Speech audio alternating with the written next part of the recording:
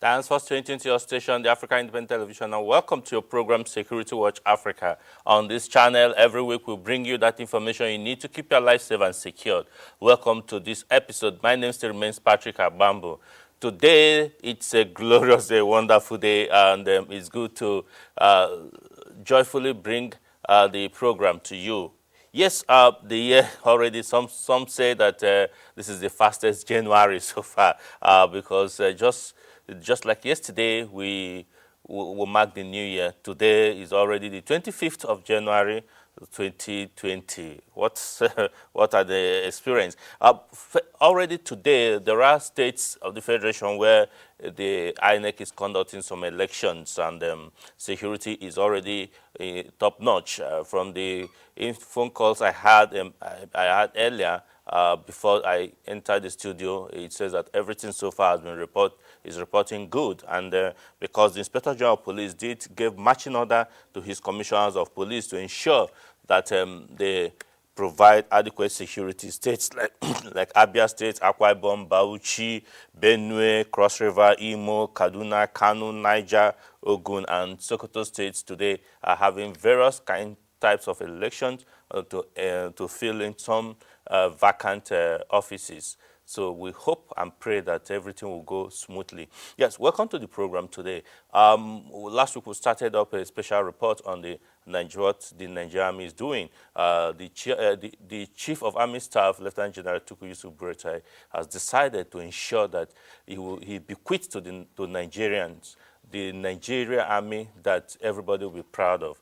And sit back as we bring you this special report on fighting insecurity in the country.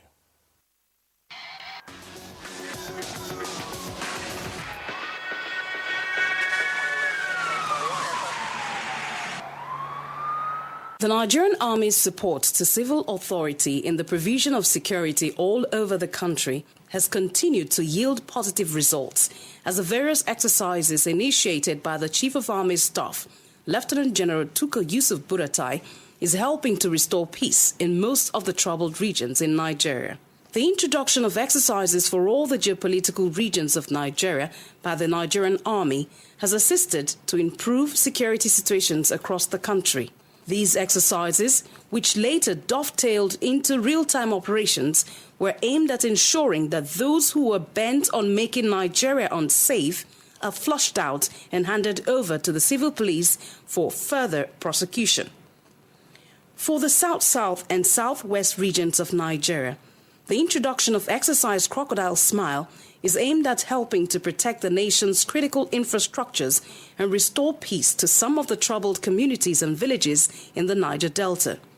It has brought relief, particularly in Rivers State, where some homes and farmlands that were deserted for fear of clashes and attacks by cult groups that had led to many deaths.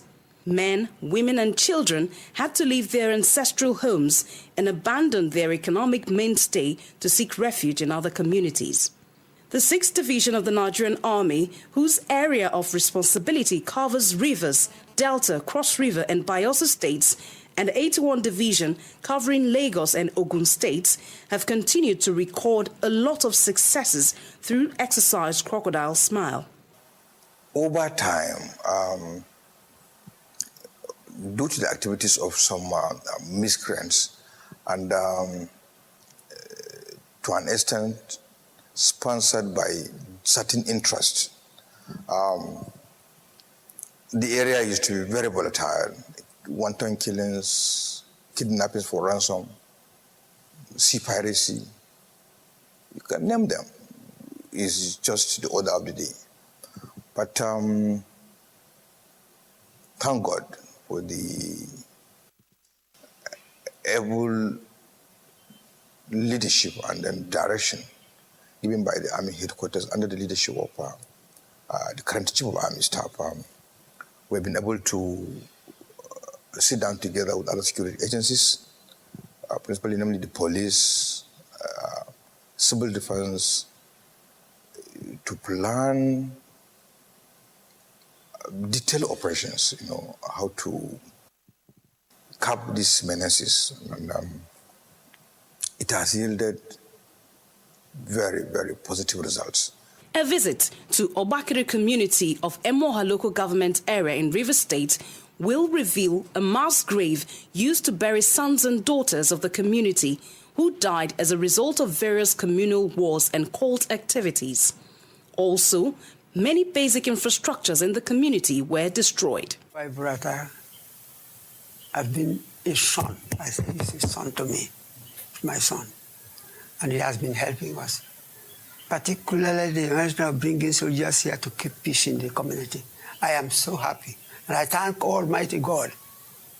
I thank Almighty God for this. There have been peace. Since the presence of the army here, there has not been problem. No problem in Obakiri in particular. Iba community, also in Emoha local government area, was equally deserted due to several clashes between rival cult members. But today, life is fast returning to normalcy. Even schooling activities have resumed fully. Economic activities were shut down. The school was shut down, except this very school that some of us will once in a while breathe in so that the system will not completely collapse. So that was the situation it was before the Nigerian army came in. For some times ago, it is so hectic.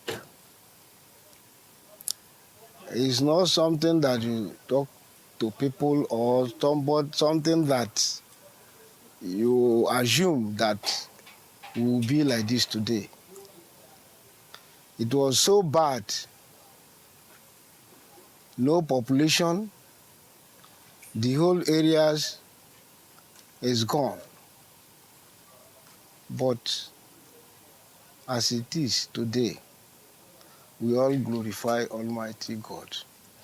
One other area of mandate of Exercise Crocodile Smile is to also protect oil and gas production infrastructure that was experiencing frequent sabotage.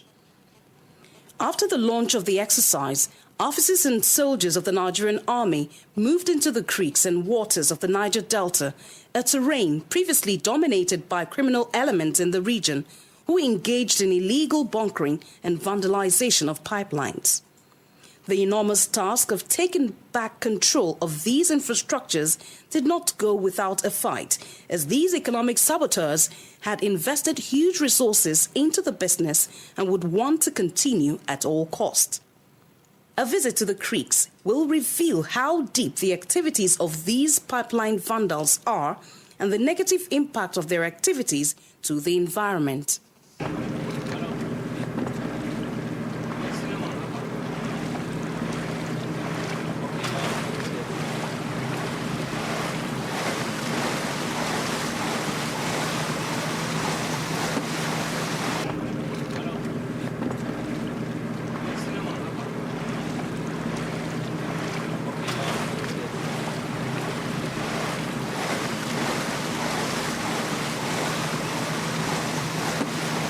It is indeed a constant battle between the Nigerian Army personnel and some elements in these communities where the illegal bunkering activities and vandalism had remained their source of livelihood.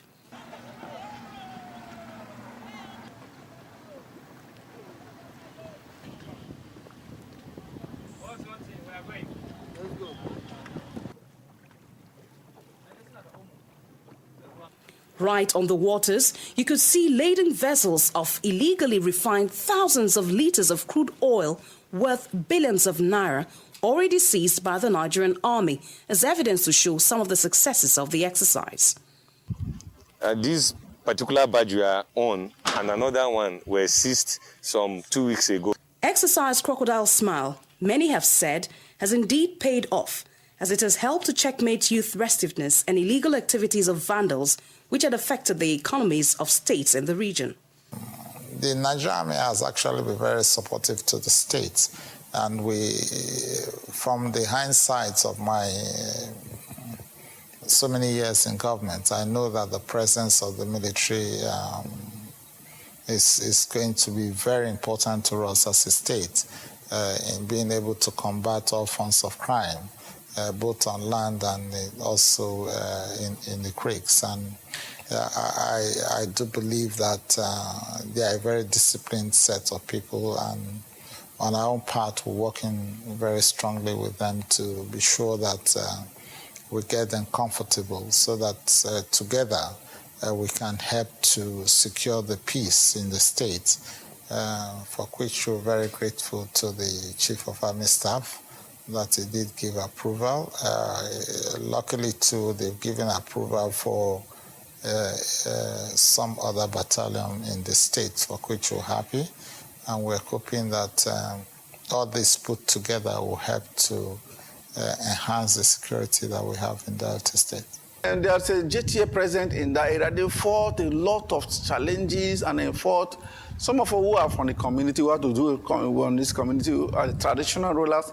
We have to bring our cooperation to support the security agency. And then so because that they need motivation. Motivation is not all about giving them money. Motivation is all about having concern for their services. And those motivation, on the part of what we can do as a community, we do much we can do to see that that's a collaboration of fighting in one common goal, eradicating insecurity, criminalities out of the societies, ensuring that places is calm. And then they actually fought that now today. I tell you that formerly we are having about almost only 10% people left in the community. Today I will tell you that almost 80% of the people have returned back to the community. It's the performance of the Nigerian Army, the JTF, and all these things. And there's other communities, other pockets of criminality in other communities who are also probably they actually silent the place. The place is actually going well. By the time we notice or experience the presence of the Nigerian Army in Gukana, specifically, there was joy. Joy filled our hearts, because the things we could not have done, despite our personal effort and collective effort, were achieved within the shortest possible time that your men are here. A situation where values were lost, life was not taken for anything again. Kidnapping, raping, armed robbery, and other anti-social vices were just the order of the day. And at the coming of your men, we felt succor. It's just like Jesus Christ came to redeem the world. At the moment now, we are enjoying some relative peace, where there could be freedom of movement. Our girls can go about their normal duties freely. Women can go about their normal duties freely. People who has properties feel secured. There was no case of snatching of motor cars. There was never cases of snatching of motorbikes and all the rest of the thing. We tend to enjoy the relative peace that life deserves. In the northwestern region of Nigeria, Exercise Harbin Kunama was launched to put an end to the activities of bandits and other criminal elements who terrorized some of the communities in the region, killing women and children and destroying homes and the people's source of survival. The Nigerian army, through its superior fighting capacity, has been able to control the situation drastically. Now, the security situation now in my area of responsibility is relatively calm and stable. Under the able leadership of the Chief of Army Staff, everything is done to ensure security, safety of lives and property. If you recall, his vision is to have a professionally responsive Nigerian Army in the discharge of its constitutional role. That vision is the compass for us which guide everything we do, to do it professionally and to do it very responsibly, that to say to be proactive in what we do. And now to be professional in our conduct in everything we do. And now following that is what led us to this achievement we have had. The Chief of Army Staff also every time emphasize that when you are dealing with situation, you deal decisively with it, so that you address the situation at hand and also send message to like minds that we are not here for a joke. So far, what we have been doing under his guidance is now taking the fight, particularly for armed bandits and other criminals, to their hideouts and their camps. In the last 2 months or more, there has not been any major or any serious attack on the community. The same way with Zamfara when we came in, when I took over as GOC, the GOC I took over from had done very well.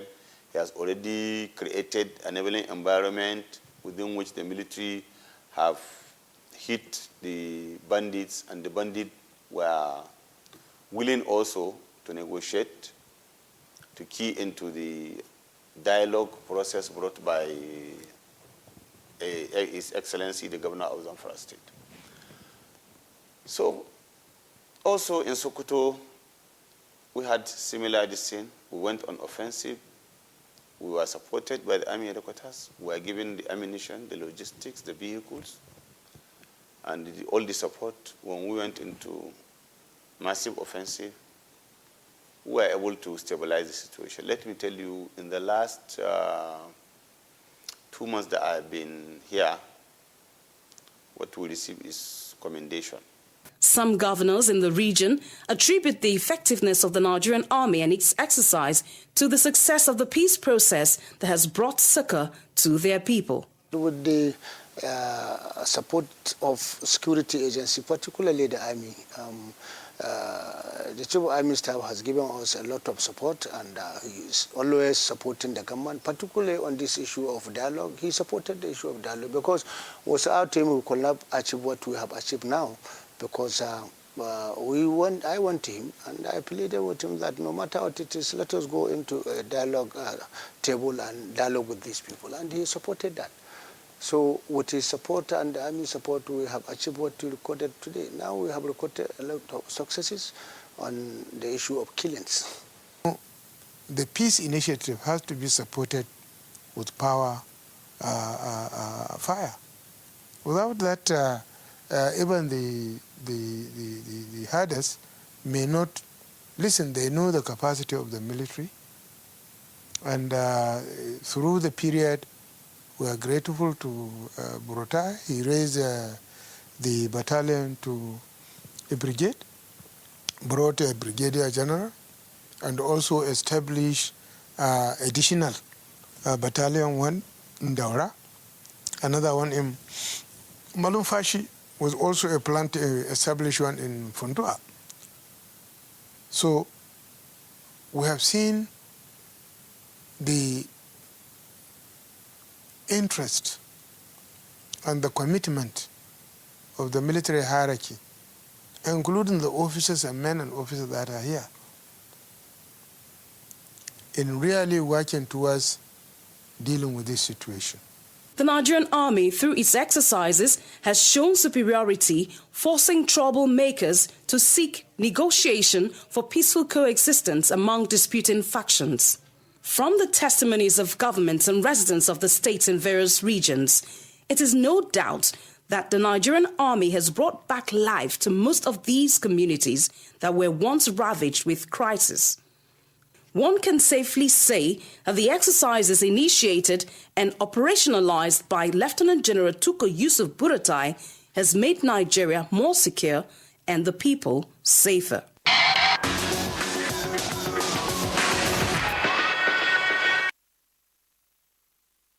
Welcome back. Indeed, you agree with me that the Nigerian army is doing so much to ensure that Nigerians and Nigeria is safe and peaceful. Kudos to the leadership of the Nigerian Army and every soldier and officer of the Nigerian Army, wherever you are. We Nigerians are really indeed very grateful to your sacrifices and all you have been doing to ensure that this nation is peaceful.